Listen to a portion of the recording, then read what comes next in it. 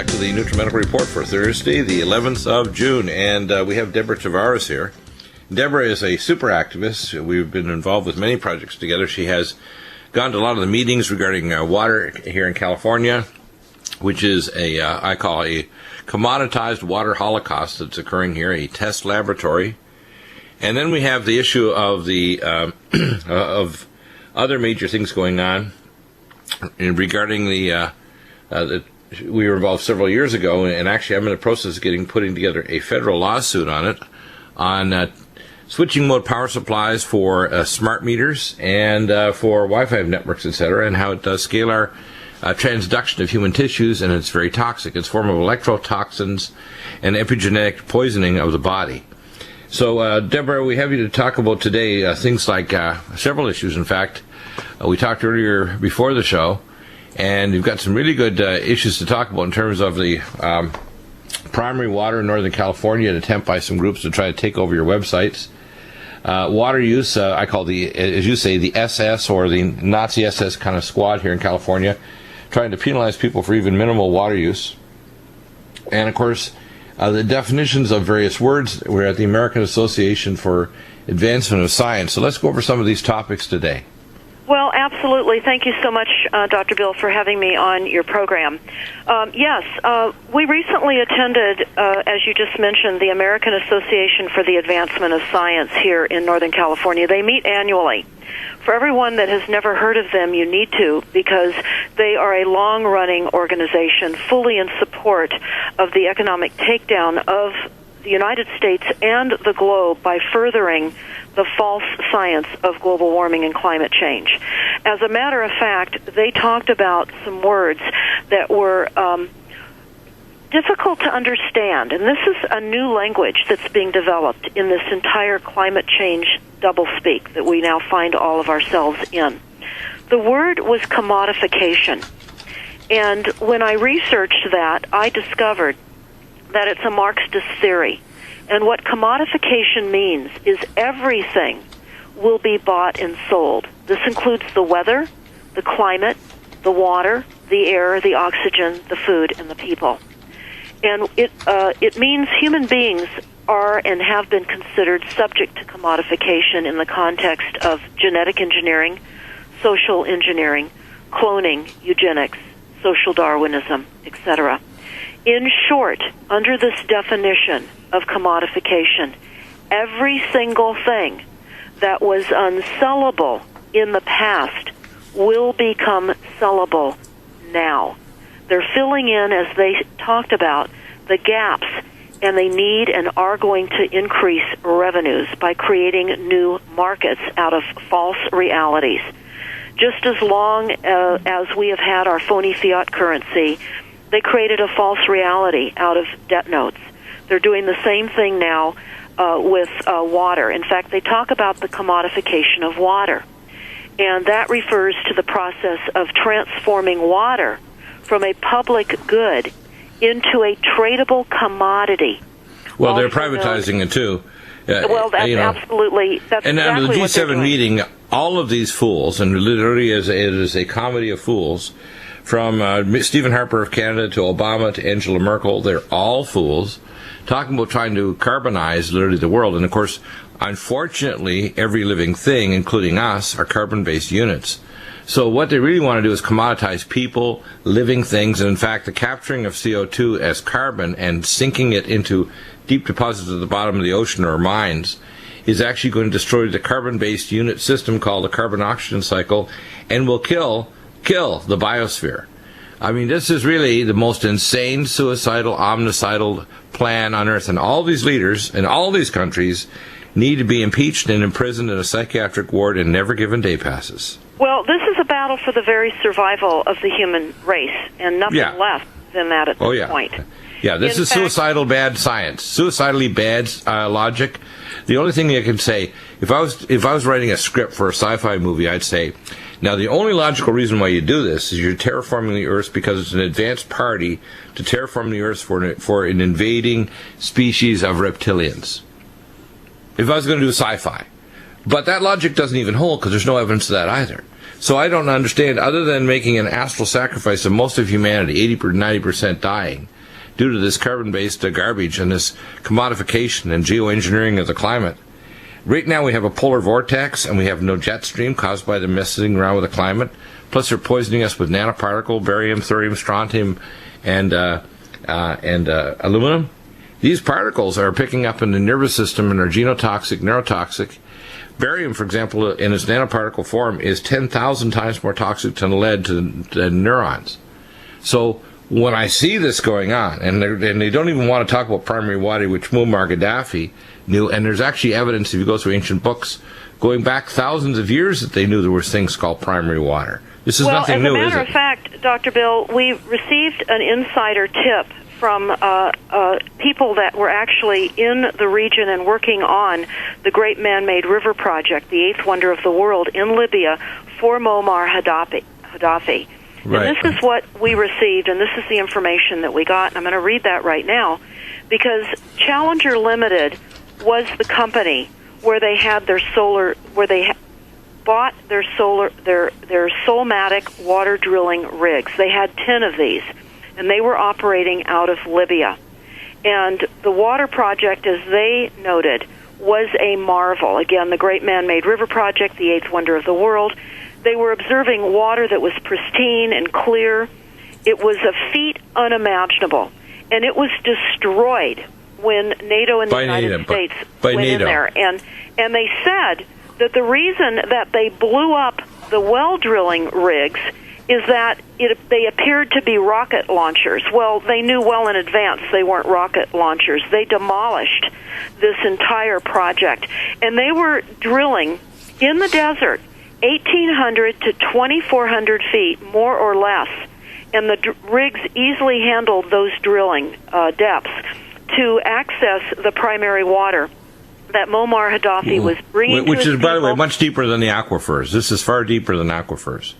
This is what we call... But it is forced to rise because that puts pressure on the mantle of the earth from underneath. And if we were to allow some of this pent-up water to vent, we would have less seismic activity. So say some of the primary water experts, that we saw that happen up here, Dr. Bill, right, with the Napa earthquake in August of 2014.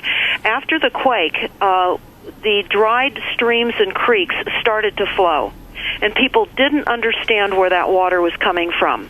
We're running and hosting a website called primarywater.org, primarywater.org. Our call to action is to get the best news out that we have to talk about, and that's that we do not have a scarce water supply. We're being driven into new markets out of the fear of scarcity. They're now calling this water, Dr. Bill, fossil water. Just like fossil fuels was never from dead dinosaurs. Petroleum is also a renewable resource, just as water is. Right. So we're being deceived and we're being frightened.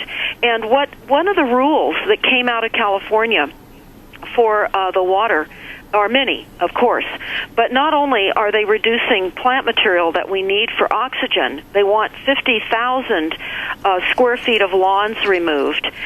They also said they will have agencies set up to relocate residents on rural country properties whose wells have run dry to areas where they have running water. This is a massive land grab. And we also sat in on a watershed meeting here in Sonoma County.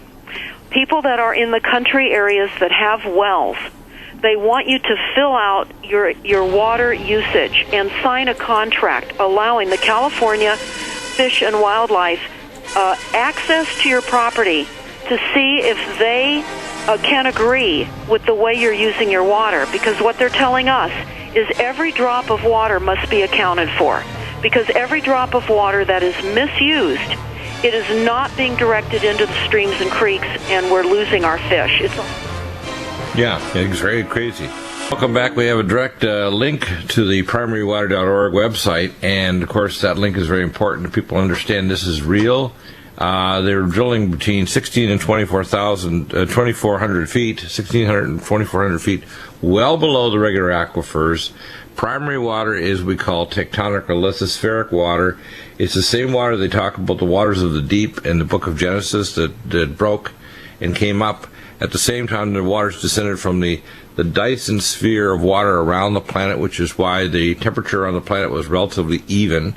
There were no polar ice caps. The temperature was evened out because of that.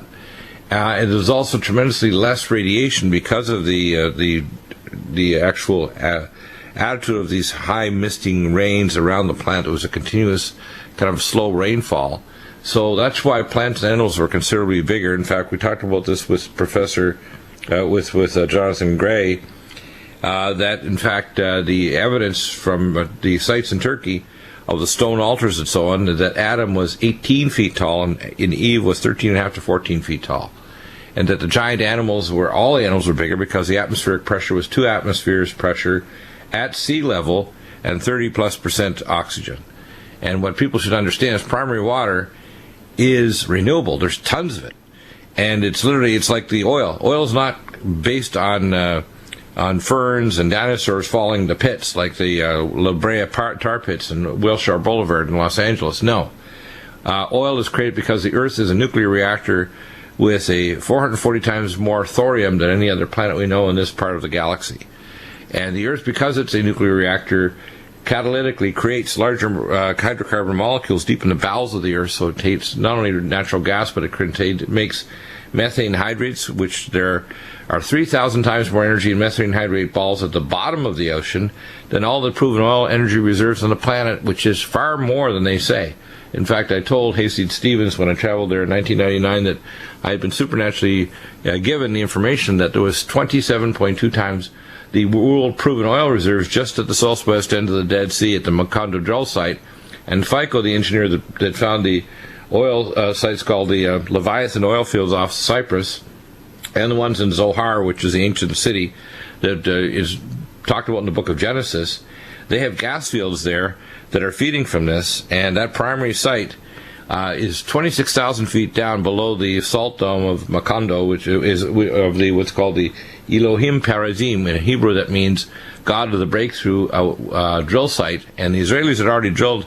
In fact, they said that the oil coming up there had exploded at the time of Lot and actually had caused it to put much of the debris into orbit, and that much of the Dead Sea was a well-watered valley, it says the Valley of Sadim, which was destroyed at the time of Lot, and sulfur balls burning at 6,000 degrees. So people should understand that primary water and primary oil, we have no energy shortage, we have no water shortage, but we do have a shortage of decency, and we have no shortage of evil. That's no exactly shortage right. of evil. In fact, Dr. Bill, we do have a YouTube up that I would recommend everyone watch. It's called Water Wars, Stealing Water for Profit and Power. It's packed with source documents, including under the Seymour, under the YouTube, 2 documents, one of which our research team found out of the UK, that talks about who's behind the privatization of the water in the United States, which agencies have been assigned to do that, the EPA, the Army Corps of Engineers, et cetera, et cetera. And then the second document is from Goldman Sachs, taking a deep dive into water and talking about the shale revolution of fracking, and that the United States has an abundance of water, and they're going to frack, and they're going to frack. But what I want to say is this. And by the way, the hydrofracking they're doing, I have to say this, is hydrofracking they're doing uses toxic chemicals which they don't need. They could use microwaves and other technology. And when they're doing this fracking, they're not only using up the groundwater, so the trees are dying, they're making the water in the aquifers poisonous now, so it destroys life forms. In Walsenburg, Colorado, you can, or in Virginia and other places where they're doing this, you can actually turn your tap on and light it. So people have to, in the wintertime, keep their windows open so the gases don't build up in their home, and their home explodes from the buildup of natural gas coming through their water pipes. Well, I want to add to this, because what we're talking about here is the intentional poisoning of the aquifer with the secondary water cycle, which is what we have all been taught our water comes from rain and snowmelt. And it does not. It comes from primary water. Again, we have a YouTube up. It's called Primary Water Explained. I would recommend that everyone watch that. And then do, please, the call to action. Download those double half-page flyers. Distribute them far and wide. But one of the reasons behind the poisoning, of course, not only to kill all of us, to create more profits for Big Pharma as we continue to get ill, and et cetera, but it is to install water treatment plants. And what we know is there's concerns about direct potable reuse of water. Sewer to tap is toxic, and there's no amount of process with the water treatment plants that will take out the endocrine disruptors, and they know that. And so now, because of the shortage in parts of the United States, and because they've created such a dire attitude towards the wastewater reuse, including direct injection into drinking water, and they're becoming favorable. We're starting to accept an alternative to water shortage. Tap water is standard now in Los Angeles, New York City, and Orange County. And we have the only water system on Earth, the pure water system, that will remove all these, but it is expensive, and it's something that hasn't been scaled up to take care of cities or communities. You have to use it at point of use, a pure water system 100, 300, tackle box 200 system, or a whole house. And if you don't do that, these endocrine disruptors are going to turn males into females. They're going to cause cancer. They're going to cause brain damage. They're going to cause genotoxic effects that will be multi-generational. And they're going to downregulate. That's already happening, of course. It's already happening. So what's happening is when we see what I call the Caitlin-generitis, which is a disease, and people need to understand this. From my perspective, people should understand this. When people get ill like Bruce Jenner and develop transsexual problems, there's illness on 3 levels. There's an illness in the biochemistry because endocrine disruptors are rewiring their brain. There's an illness in the sociological issues because the communist, leftist, satanic horde are trying to push this as a population control measure to push alternative sexual lifestyles.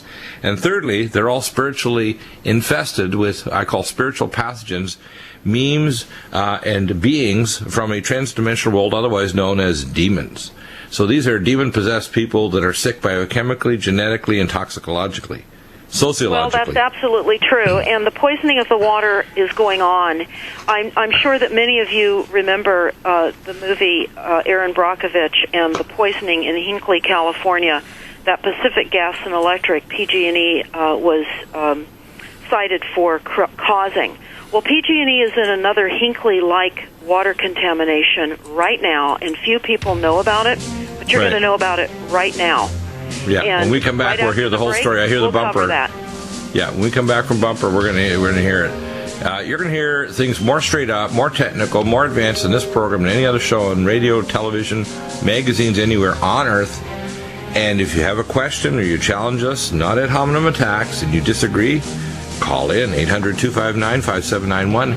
No such thing as a stupid question, but there are stupid answers. We'll be back in a minute. Back with Deborah Tavares. And Deborah, let's continue with this issue on primary water. Now, when you see this craziness, and most people, whether they're over 20, 30, 40, 50, 60, I'm 63 and a half. I was a charter member of Greenpeace. I'm an environmentalist, a chemist. I have a background in nuclear physics. I've been in medicine for 40 years. When I see this stuff, this is plainly the kind of stuff that if I had a patient in a psychiatric unit, they'd be locked away in a posy jacket and probably getting antipsychotic injections. Even though I'm not pro-drug, these people would have to get shots. And I can tell you, when you look at this, you have to understand this is not just craziness, this is evil. We don't want to say that word, evil, which is live backwards. But this is a form of what I call omnicide, which means kill everything. Because when you do carbon capture, you kill the biosphere. You also destroy the ozone layer, which means anything you try to grow in the ground won't have radiation protection from ultraviolet light, oxygen, which you need from the carbon-oxygen cycle, and a magnetic field that's dropping 5% per decade for the last 30 years. So this attack with HUD and with the federal government and the United Nations and the G7, which just met this week, this is an attack on the biosphere and every living thing on the planet. Yeah, and even Walmart. I mean, we discovered what Walmart is doing besides taking American jobs, using, slave labor for much of their products. We discovered that they have Live Better program, Acres for America, acres, we're talking land acreage. Walmart went into partnership with the National Fish and Wildlife Foundation to create Acres for America in 2005, and it was a 10-year program. $35 million was committed by Walmart to purchase preserve acreage, 1 acre of wildlife habitat in the United States for every acre of land that Walmart developed. And to date, they say that the program has helped conserve nearly 690,000 acres that are already part of their 10-year goal. So Walmart has been part of the Wildlands Project, buying up land, putting it into land trusts, so we will never be able to access it. So for all the other reasons that you may be opposed to Walmart, understand they are part of fulfillment of this false climate change reality. They support climate change as well. And that is how you tell the difference between those that are out in the genocide programs and those that are not. HUD is part of the genocide program as well as Walmart. You mentioned HUD. HUD also. Yeah. Well, people have to understand it's not just Walmart. I have documents, which I still have actually, that have the layout in the buildings. These are distribution, U.S. Postal Service buildings, regional distribution centers that have interrogation rooms for when they go to total martial law. Walmart is the reason why they're closing all these stores specifically in areas for Jade Helm. And people need to understand this. Jade Helm is a much bigger deal than people realize. Absolutely. It is. I call terror porn. Terror porn. Do you like that term? Because that's what it is. That's well put. And the first, there's 3 different reasons why they're doing Jade Helm. Firstly, it's predictive programming. They're also taking the responses and putting it back into supercomputers monitoring human behavior. These computers started at Stanford University and universities right across America in what's called the SuperNet that goes from Stanford University in California right through Champaign, Illinois, right to the Northeast United States to Yale and Harvard. They do what's called behavioral predictive programming. They put it into these artificial intelligence networks to do nonlinear predictive programming on human behavior. So Jade Helm is to actually create a matrix of information so that their artificial intelligence predictive programming can determine what kind of response the public will have when they try this and that maneuver. Will it succeed? So the first step that they want to do with this is a series of false flag events will take place, causing massive unrest. Remember, these are the chaos masters. So if Jade Helm is preceding ISIS and ISIL, which they know are coming in here with nuclear devices and biological weapons and terrorism, there's 37 Muslim training camps with live weapons in the United States and lower 48 CONA states. Okay? Lower 48. Martial law will be imposed as a result of civil unrest once things get bad enough with the economic collapse of Greece and the derivatives market and the economic collapse caused by food supply riots. Because when they're screwing with the climate, there's going to be major food shortages, just like the 7 years of lean years since 2008 to now. Now we're in the fat years. This is now going to go into the 7 lean years. We are now like in a Joseph prophecy 2, because remember the Bible always has a fore prophecy and an after prophecy that actually is fulfilled at the time of the end. And the third thing is people need to understand martial law and wants to get rid of the autocratic control. In order to impose a new world order, they have to disarm American citizens. They have to create enough order and chaos that they can greatly reduce the population, and they have to therefore have some form of major disaster. Power outage with a coronal mass ejection, CME. I was told, because I worked with the federal government, on war game simulations for biological terrorism, etc., Operation Top Off and Dark Winter, their intention is, and this, by the way, is the same for Canada, Australia, New Zealand, any Western country, the very first thing they're going to do when they impose martial law is not just shut off the internet and get rid of alternative broadcasting. The very first thing before they do that is to shut off the grid. So if it's not a shut off by a Tianjin army from China or the Quds Force militia, cybernetic militia in Iran, or the Russians and their cybernetic warfare teams, it's going to be shut off. And they'll blame them, but it'll be shut off by our government and the blackout forces. So Jade Helm's real purpose is they're getting us prepped up for ISIL so they can have enough chaos to impose martial law before Obama leaves office. And they're I don't poisoning think us all along the way, as we've been discussing, and I certainly Right. wanted to tell all the listeners what PG&E is doing right now Right. along the Colorado River, which is exactly what occurred in that movie, Erin Brockovich, that occurred in Hinckley, California. PG&E is nearing a plan right now to filter chromium on the Colorado River, which will take 30 years to decontaminate. Now, this is what they say. This is an article that we found May 4th of 2015. They're getting away with this because no one knows what they've already done along the Colorado River. But for 13 years or more than half a century, a wash that PG&E used to dump water contaminated with a dangerous chemical, hexafluorant chlorium, that water Chromium. underground. Chromium, excuse me. That water seeped underground where it has remained. And now the plan to clean up about 150 acres of groundwater contamination that is caused by the chemical that PG&E used in their natural gas compression. You're talking about downtown Denver, because I actually took care of the people working on that Superfund site, and it was a major problem. And it was like moving the deck chairs of the Titanic. They had no intention of actually fixing it. None. Well, what they're going to do with this cleanup, it's along Bat Cave Wash, which they say cuts deep into a ravine from the mountains northeast towards the Colorado River. And they say the wash is dry most of the year, but the groundwater beneath the wash and its surrounding area sits nearly stagnant, a large underwater pond, again an aquifer.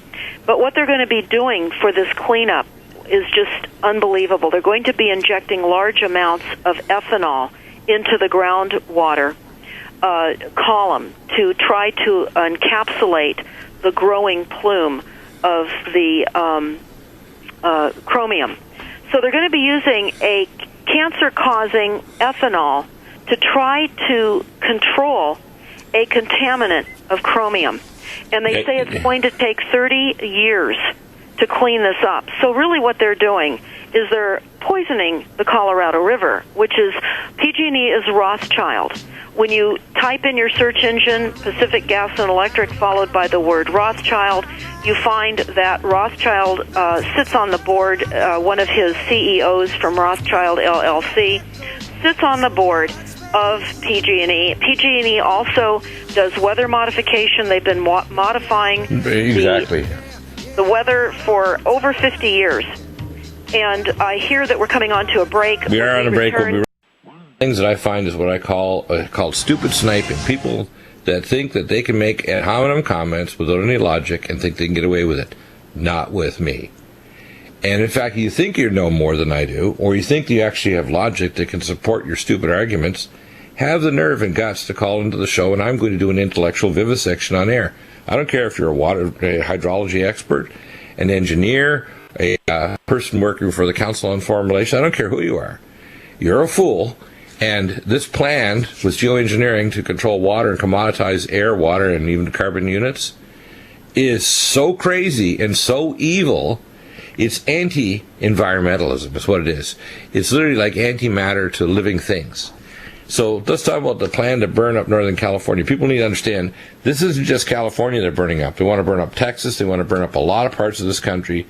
They've created now such a stratification of the weather systems because they've even knocked off the jet stream with the Macondo drill site 4.5 years ago in the Gulf of Mexico, and now Fukushima Daiichi with the plasma physics completely destroying the normal movement and geoengineering, superheating the upper atmosphere with plasma technology using plasma interferometry, and these nanoparticles are at 70 to 80,000 feet.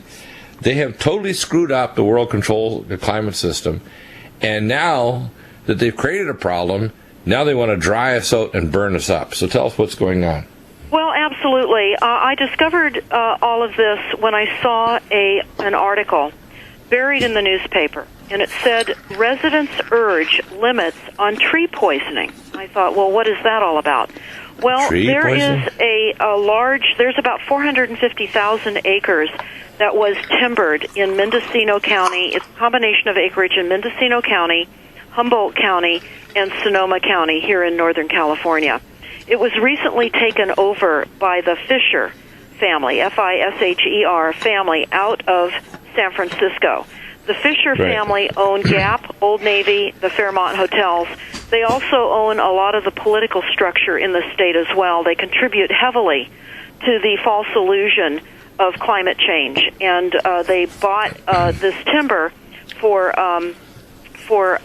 exchange. Part of all of this is cap and trade on the voluntary carbon offset markets, which is all an illusion.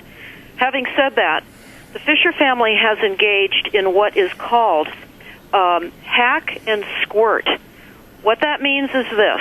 They have been bringing out-of-area labor to gash and slash the tan oak trees, and squirt herbicides and Roundup in the gashes. They allow the trees to defoliate, stand, and eventually they claim, because of being the environmentalists that they claim they are, they want this to all revert to nature. Meanwhile, the fire chiefs up in Mendocino County and the residents are absolutely horrified. There are millions of dead tan oak trees in the forest areas of which the Fisher family controls. This is all completely unregulated. Now, the reason they claim they're slashing and gashing and killing the tan oak trees is that the canopy is preventing the conifers, the more profitable lumber, from growing.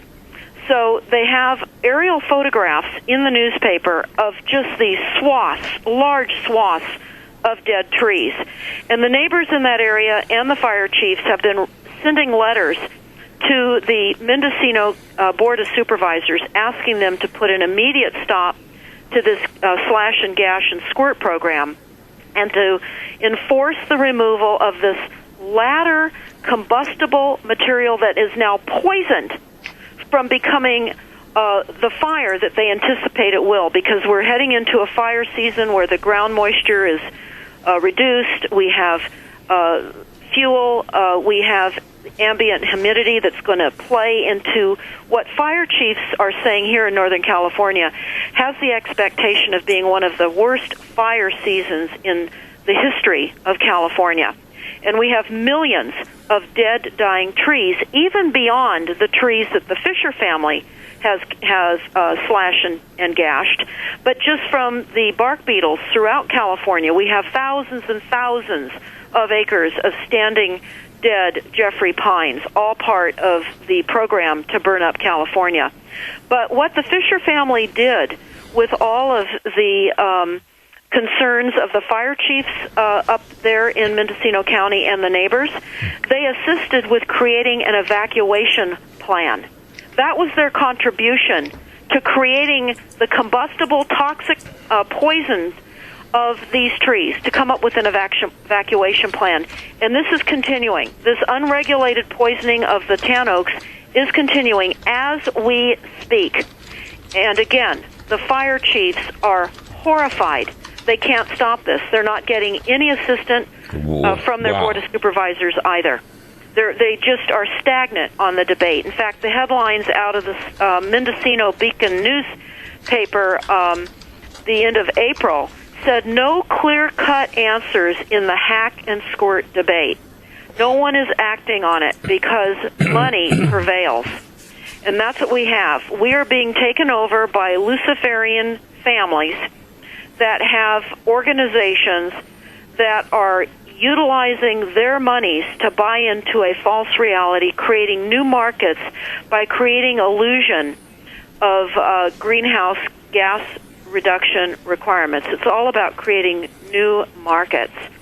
And but even the markets and the money is secondary.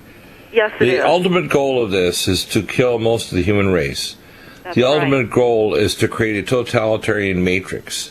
The ultimate goal is to destroy the future of the human race on planet Earth and to have an absolute satanic control to make sure that human beings don't achieve zero senescence, we don't age physically anymore, and the life of the patriarchs is restored, that war is not eliminated, which can happen when we have an adequate energy from everybody, where we have energy generation that's not oxygen consuming, because peak oxygen is a real serious issue, especially when you do carbon capture, which destroys the carbon-oxygen cycle, besides the galactic and solar oxygen that comes in, as Professor McCanney's talked about, these all are converging in this near future to literally end the human race. That's the plan here. This is not just a let's make money or, let's have a satanic fest where we kind of destroy the environment. It's ultimately to kill and destroy the human race on Earth. That's exactly right. In fact, we have quotes out of the United Nations from Christiana Figueres, who said that their undertaking at the UN with climate change is probably the most difficult task they've ever been given, by intentionally transforming the economic development model for the first time in human history. And she goes on to say this is the first time in the history of mankind that we are setting ourselves the task of intentionally, within a defined period of time, to change the economic development model that has been reigning for at least 150 years since the Industrial Revolution. That will not happen overnight, and it will not happen at a single conference or climate change meeting. It is just not going to occur like that. It's a process because of the depth of the transformation. And as you said, we're in the battle for the very survival of the human race. I'm not nearly as disturbed by Obama or the United Nations or the Fisher family or any of these people. The ones that make me nauseated and feel like I'm retching are the people that snipe at people like me and you and tell us that we're crazy. The people that are passive and think that both parties are kind of okay, the Republicans and the Democrats. And by the way, you see rats and Democrats, but I call them Republic rats and Democrats. They're both rats, okay? We have to understand there's only a few candidates like Rand Paul, and even he needs to be shackled to make sure while he's kissing the butt of the Israelis, he's also ready to put a choke chain on them so they can't start a nuclear war.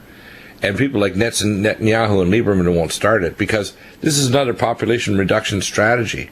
All of these are designed to bring a near crisis. For example, I had a call last week by my friend Ron Klatz about the Deagel, D-E-A-G-E-L, military website, and reports they've had over the last few years on population reduction to 65 billion in their broadcast predictions for 2025. Everyone, go to primarywater.org. Dr. Bill, thank you so much for having me on the program.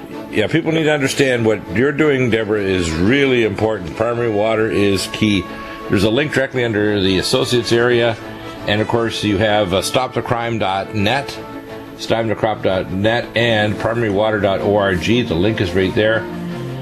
Get involved, find the facts out, and realize that when people engage you intellectually, don't be nice. Trash them.